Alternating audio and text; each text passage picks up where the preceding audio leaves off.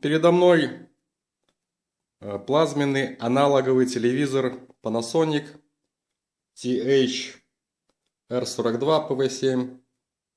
Данный аппарат имеет аналоговый телевизионный тюнер, но цифровых решений здесь никаких нету. Единственное, что он уже обладает одним единственным HDMI разъемом, с помощью которого можно подключить различные цифровые ТВ-приставки и использовать данный телевизор в качестве монитора.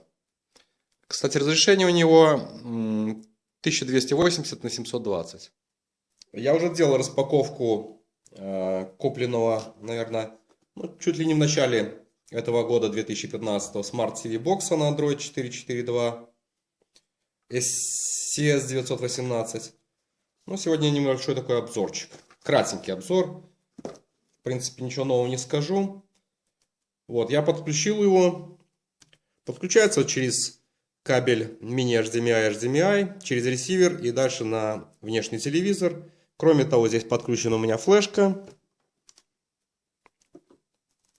OTG такой картридер.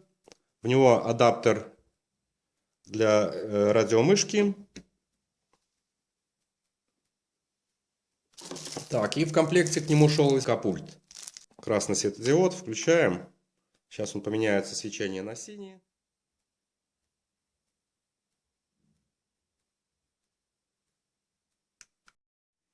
И перед нами предстает вот такое вот меню. Кстати, начались первые обновления. Вот радиомышкой мы можем такую вот строку здесь открыть, окошко такое. Здесь посмотреть все наши обновления. Здесь можно все это свернуть. С этой стороны такое же окно открывается. Есть настройки, подключение Wi-Fi, Bluetooth, режим полета. То есть это полноценный планшет, но некоторые функции планшета, скажем так, телефонные функции в нем не используются. Хотя всевозможные ярлыки присутствуют, но они не активные. Данная клавиша — это переход непосредственно ко всем ярлычкам нашим приложениям. Вернуться можно нажать правой кнопку мыши. То есть, в отличие от компьютера, здесь не надо двойное кликание мыши. Достаточно левое это вызываем, один раз кликнули. Правой возвращаемся в обратно, на шаг назад. Мы вошли в приложение музыка. В принципе, у меня, поскольку подключено непосредственно HDMI через ресивер, то звук идет через ресивер, а уже после, звук и видео, а уже после с ресивера видео идет уже на телевизор. То есть, в принципе, здесь мы можем запустить, сразу воспроизвести какие-то музыкальные файлы.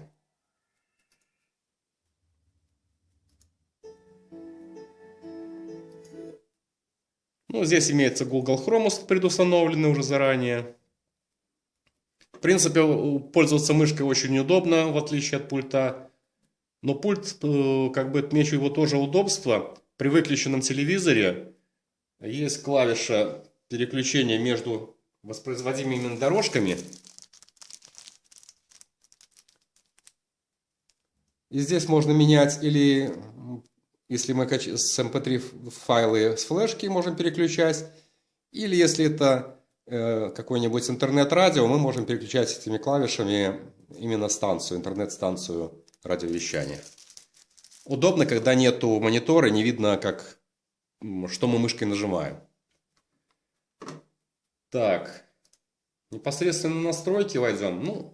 Стандартный такой планшетовский вид для настроек. Тут можно устанавливать необходимое количество экранов, которые можно так вот мышкой перемещать. Устанавливать тогда же стандартные приложения или их виджеты закачивать, устанавливать сюда. Из приложений уже тут предустановленные были стандартные календарь, калькулятор, карты гугловские, переводчик, по-моему, сам устанавливал. Что мне нравится в данной функции, когда я делал обзор на ресивер свой Yamaha 563, Я уделял тогда внимание тому, что у меня нету Ethernet подключения ресивера к сети. Но с помощью этого Android TV приставки я могу непосредственно, установив приложение, например, PC Radio, прослушивать какие-то музыкальные станции. Вот, и точно так же мы можем переключать, как я говорил, вот этими кнопочками.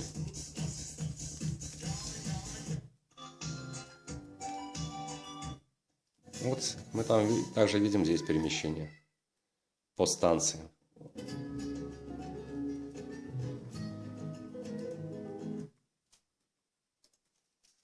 Так, я поставил здесь также приложение для тестов. Ну вот спид-тест, покажу скорость своего интернета.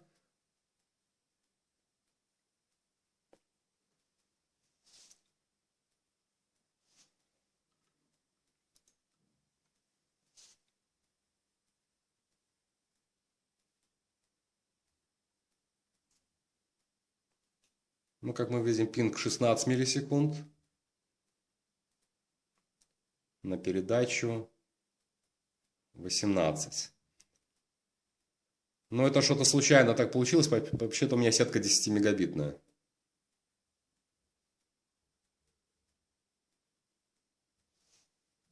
Так. И еще запустим приложение. Так, где-то у нас... Вот она, Antutu покажу вам еще. Кстати, я не сказал, хоть и заявлено здесь продавцом или, наверное, производителем, что данная приставка транслирует видеоизображение в формате Full HD, на самом деле это не так. Максимальное разрешение он дает 720p, 1280 на 720. Вот запустил Antutu.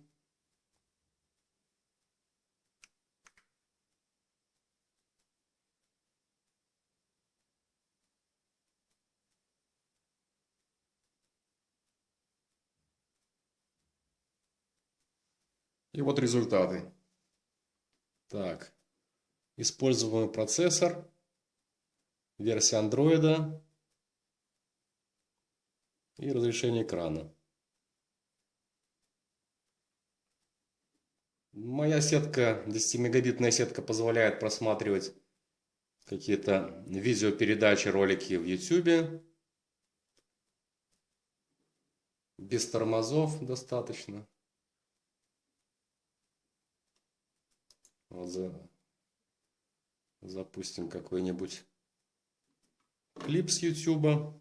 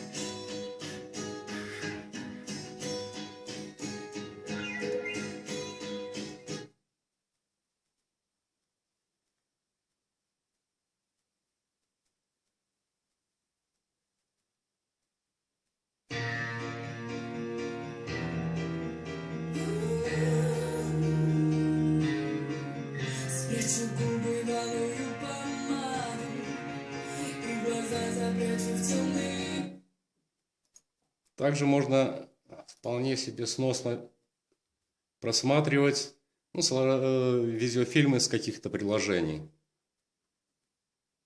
Ну, вот, например, «Три мушкетера», запустим.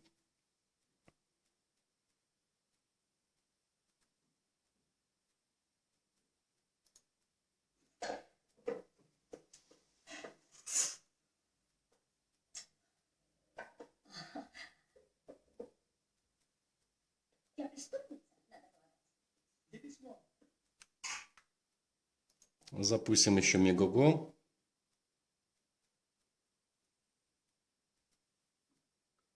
видите, открывается достаточно шустро.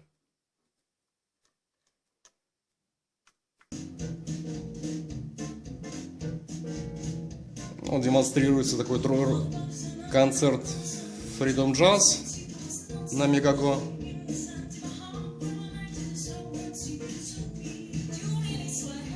Здесь какой-то клуб, поэтому освещение там достаточно темное. Какая-то мультипликационная реклама.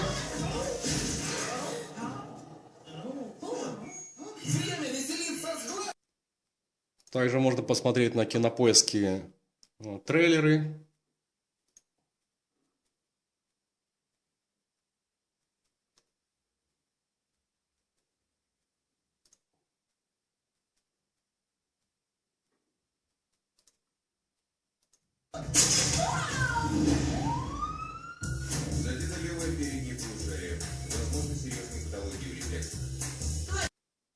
Известное приложение Ventera TV.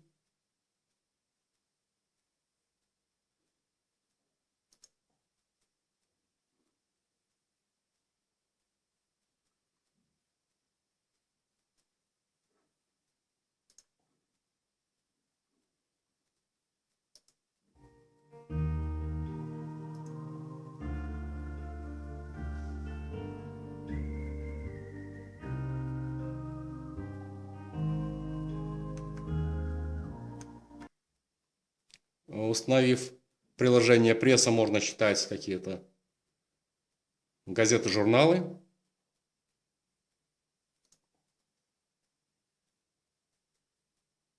На большом экране.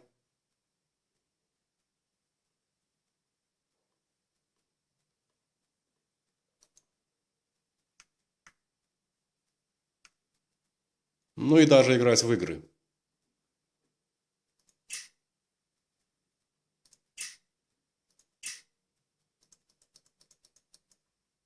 Но для этого необходим какой-то джойстик. Или проводной, или лучше. То есть вполне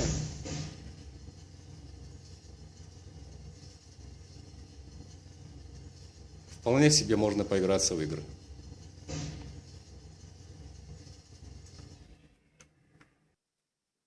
Ну а также знакомиться с какими-то новыми рецептами, что-нибудь приготовить себе.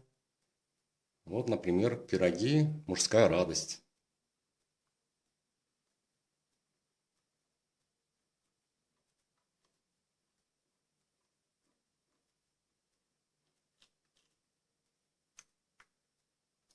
ТВ-завр.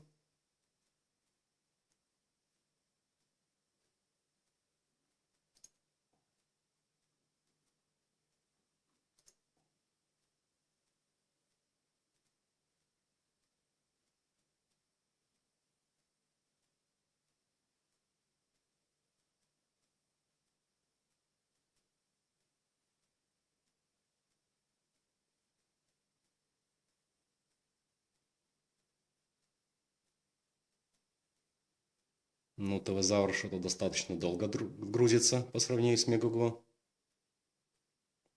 Еще и ругается.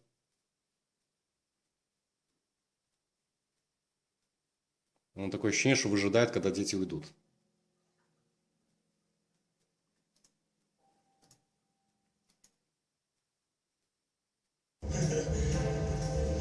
This is your...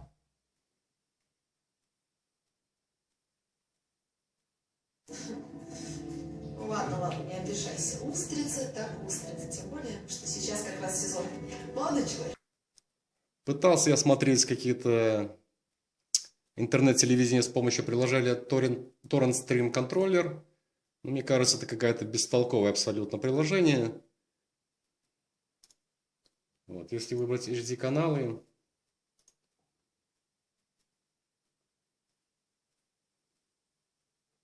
постоянно все подвисает, независимо от того, сколько имеется подключений.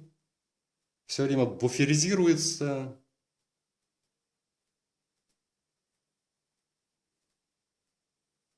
Да и смотреть тут особо нечего.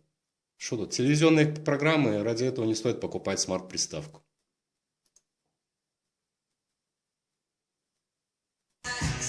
А фильмы здесь идут с рекламой, кому они нужны.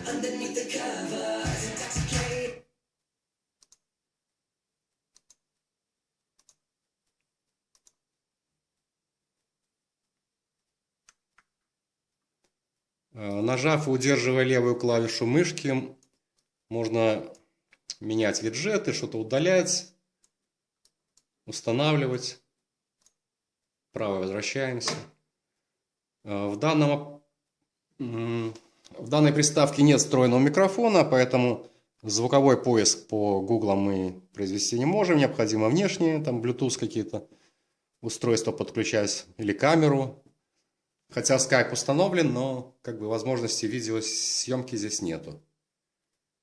Ну, пожалуй, наверное, все. Кратенький обзорчик такой сделал. Еще порежу что-нибудь лишнее, долгое, что затянувшееся, выброшу. Советую для покупки этот Android TV приставку. Вполне хватает и с оперативной памяти 1 гигабайт для установки приложений. Они не особо много тянут, чтобы занимать такие большие объемы памяти. Но домашние, да, для дома вполне достаточно. Ну, у кого-то запросы гораздо выше, но, пожалуй, они не стоят тех денег, чтобы выбрасывать там лишнее, ну, $50. Я в данном случае купил ее за $50. Можно купить и за $100. Ну, единственное, что я не рекомендую покупать такие приставочки в форм-факторе, как флешки. Они очень сильно греются, даже эта приставка достаточно сильно греется. Ну, не сразу так, по мере пользования. Ну, на этом все, до свидания.